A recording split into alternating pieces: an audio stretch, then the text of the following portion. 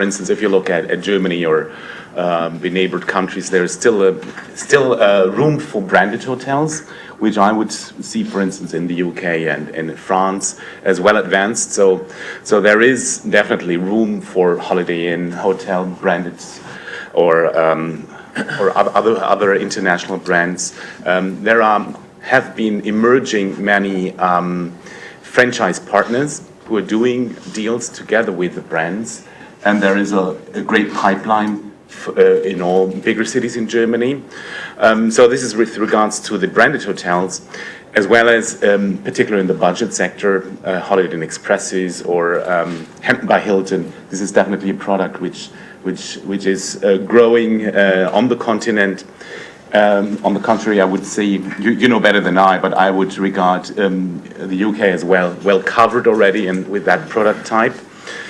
Apart from that, there are of course other trends which are emerging at the moment. Lifestyle hotels. We have Ruby, for instance, 25 hours, which are expanding all over Europe, as well as the apartment hotellery, which is like Adina Hotels or Citadine. I see also room for this product type on the continent, as well as particularly also in the UK. I find the most striking trend in the recent past is effectively, and any representative of hotel chains will probably don't like that comment, but I think that brands and the power of brands has really been diminished dramatically over the last 10 years. And why is that happening? Is because effectively the internet has completely changed the distribution game. I mean, 10, 15 years ago, there was no such thing as OTAs.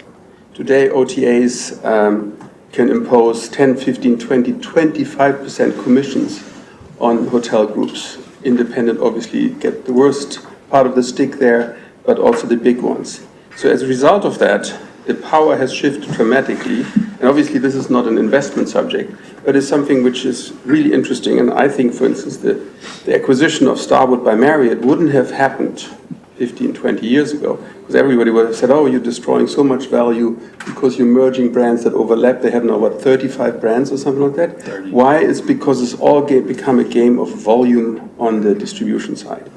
And that has also led to something very interesting, which is different, which I find over the last 5 to 10 years, there's a proliferation of completely new players with new brands.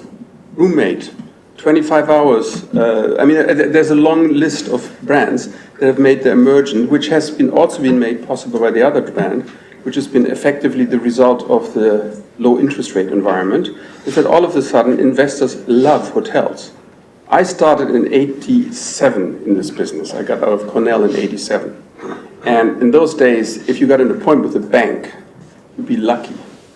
They were willing to lend for a hotel. If you were talking to investors, they would say, oh my God, hotels,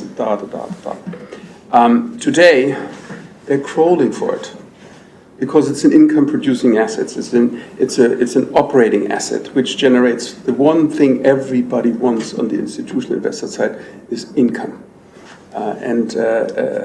So anyway, so these are for me, the most relevant trends.